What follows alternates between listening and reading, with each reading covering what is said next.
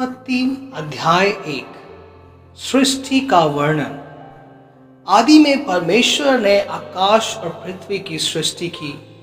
पृथ्वी बेडौल और सुनसान पड़ी थी और गहरे जल के ऊपर अंधियारा था तथा परमेश्वर का आत्मा जल के ऊपर मंडराता था। जब परमेश्वर ने कहा उजियाला हो, तो उजियाला हो गया। और परमेश्वर ने उजियाले को देखा कि अच्छा है, और परमेश्वर ने उजियाले को अंधियारे से अलग किया।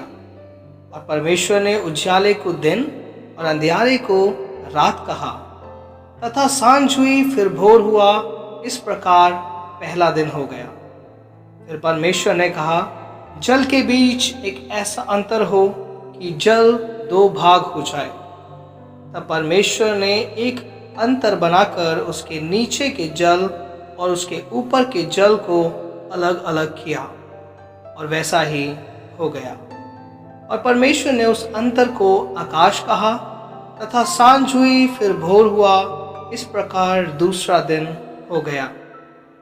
फिर परमेश्वर ने कहा, आकाश के नीचे का जल एक स्थान में इकट्ठा हो जाए और सूखी भूमि दिखाई दे, और वैसा ही हो गया। परमेश्वर ने सूखी भूमि को पृथ्वी कहा, तथा जो जल इकट्ठा हुआ उसको उसने समुद्र कहा। और परमेश्वर ने देखा कि अच्छा है। फिर परमेश्वर ने कहा, पृथ्वी से हरी घास तथा बीज वाले छोटे छोटे पेड़ और फलदायी वृक्ष भी, जिनके बीज उन्हीं में एक एक की जाति के अनुसार है, पृथ्वी पर उगे, और वैसा ही हो गया।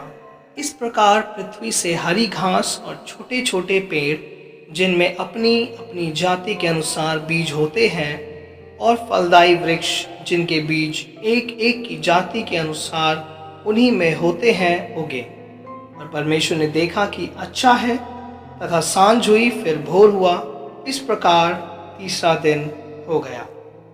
फिर परमेश्वर ने कहा, दिन को रात से अलग करने के लिए आकाश के अंतर में ज्योतियां हो, और वे चिन्हों और नियत समयों और दिनों और वर्षों के कारण हो।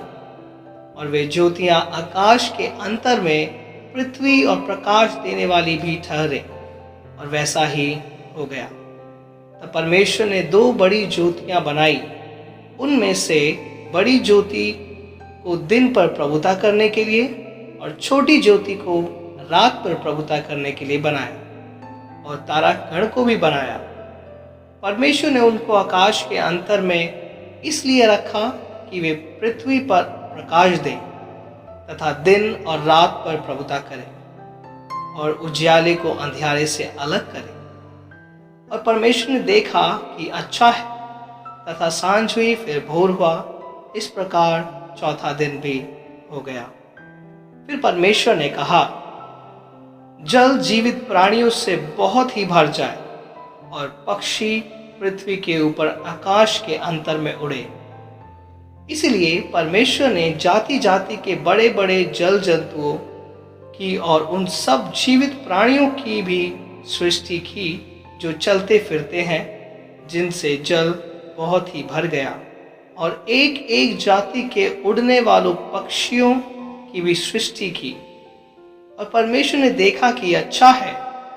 और परमेश्वर ने यह कह के उनको आशीष दी, फूलों फलों और समुद्र के जल में भर जाओ, और पक्षी पृथ्वी पर बढ़े।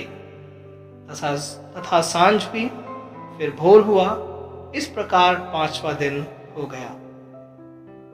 फिर परमेश्वर ने कहा, पृथ्वी से एक एक जाति के जीवित प्राणी, अर्थात घरेलू पशु और रेंगने वाले जंतु, और पृथ्वी के वन पशु जाति जाति के अनुसार उत्पन्न हो, और वैसा ही हो गया।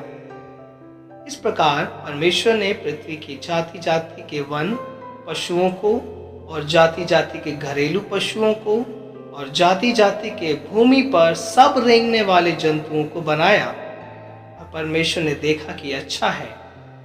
फिर परमेश्वर ने कहा, हम मनुष्य को अपने स्वरूप के अनुसार अपनी समानता में बनाएं, और वे समुद्र को, मछलियां और आकाश के पक्षियों और घरेलू पक्षियों और सारी पृथ्वी पर और सब रेंगने वाले जंतुओं पर जो पृथ्वी पर रेंगते हैं अधिकार रखे। तब परमेश्वर ने मनुष्य को अपने स्वरूप के अनुसार उत्पन्न किया।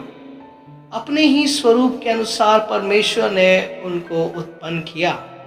नर और नारी करके उसने मनुष्यों की सृष्टि की और परमेश्वर ने उनको आशीष दी और उनसे कहा, फूलो फलो और पृथ्वी पर भर जाओ और उसको अपने वश में कर लो और समुद्र की मछलियों तथा आकाश के पंछियों और पृथ्वी पर रेंगने वाले सब जंतुओं पर अधिकार रखो। फिर परमेश्वर ने उनसे कहा, सुनो, जितने बीज वाले छोटे छोटे पेड़ सारी पृथ्वी के ऊपर हैं और जितने वृक्षों में बीज वाले फल होते हैं वे सब मैंने तुमको दिए हैं, वे तुम्हारे भोजन के लिए हैं। और जितने पृथ्वी के पशु और आकाश के पक्षी और पृथ्वी पर रेंगने वाले जंतु हैं जिनमें जीवन का प्राण है, उन सब के खाने के लिए मैंने सब हरे हरे छोटे पेड़ दिए हैं। और वैसा ही हो गया। तब परमेश्वर ने जो कुछ बनाया था सबको देखा तो क्या देखा कि वह बहुत ही अच्छा है। तथा सांझ हुई, फिर भोर हुआ, इस प्रकार छठवां दिन हो गया। प्रिय दोस्तों, मैं आपको बताना चाहता हूं कि परमेश्वर के लिए कुछ भी असंभव नहीं है। Nothing is impossible for the Lord. He can do great and mighty things. And He can do for you as well. परमेश्वर में आपका विश्वास मजबूत होना चाहिए। अपना जीवन प्रभु के हाथ में दें। परमेश्वर के पास सामर्थ्य है कि वो आपके जीवन को बदल सकता है। यदि आप पापमय जीवन में आप चाह रहे हैं, आप अपना जीवन पाप में बिता रहे हैं, अपना जीवन परमेश्वर के हाथों में दें।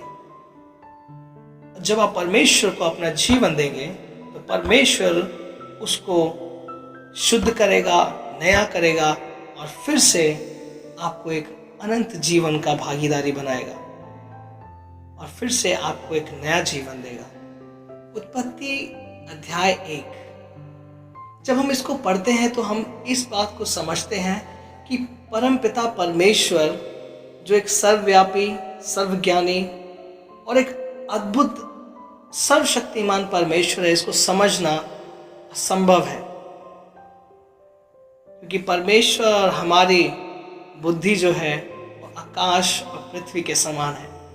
हम कभी भी परमेश्वर के सृष्टि को किस तरीके से उसने बनाया उसको हम कभी भी नहीं समझ सकते। लेकिन परमेश्वर हमारे हर एक चीज़ों को, हर एक बातों को प्रभु जानता है क्योंकि उसने हमें रचा है। परमेश्वर ने कहा कि तुमने मुझे नहीं चुना है, मैंने तुम्हें चुना है और इसलिए चुना है ताकि तुम प्रतिफल लाओ। और अध्याय 1 में प्रभु हमें ये दर्शाता है कि परमेश्वर ने प्रतिदिन 6 दिन उसने कार्य किया और प्रतिदिन के हिसाब से उसने अलग अलग कार्य किए। जैसे कि पहले दिन परमेश्वर ने ज्योति को अंधकार से अलग किया, दूसरे दिन उसने जल को इकट्ठा किया, उसको अलग किया, आकाश और स्थल को बनाया, उसने समुद्र को बनाया। उसी प्रकार उसने दूसरे, तीसरे और चौथे और पांचवें और छठे दिन कार्य किया। हमें देखने की आवश्यकता है यहाँ पर कि परमेश्वर के एक वचन के द्वारा एक ऐसा कार्य हो सकता है जो मनुष्य की समझ से परे है। मनुष्य उसको कभी समझ नहीं सकता। परमेश्वर का आश्चर्यकरण भी ऐसा ही अद्भुत है। उसको नापना, उसको आंकना बहुत मुश्किल है, असंभव है एक मनुष्य के लिए। मैं आपको प्रिय दोस्तों बताना चाहता हूँ, जिस प्रकार परमेश्वर ने ज्योति को अंधकार से अलग किया, जिस प्रकार उसने जल को 2 भाग में बांटा, प्रभु यीशु परमपिता परमेश्वर ये आपके जीवन में भी है, आपके साथ है, आपके साथ सदैव है। जगत के अंत तक पवित्र शास्त्र के अनुसार परमेश्वर जगत के अंत तक है और वो आपके साथ है। घबराए नहीं। यदि आपके जीवन में कोई परेशानी है, यदि आपके जीवन में कोई संकट है, आप बिल्कुल भी ना घबराएं, परंतु अपना जीवन का संकट, परेशानियां, कोई मुसीबत, बीमारी या पीड़ा में हैं, परमेश्वर के ऊपर आप सौंप दें। जिस प्रकार उसने ज्योति को अंधियारे में से अलग किया, उसी प्रकार परमेश्वर आपके जीवन को दुख से अलग करेगा और आपके दुख को आनंद में बदल देगा।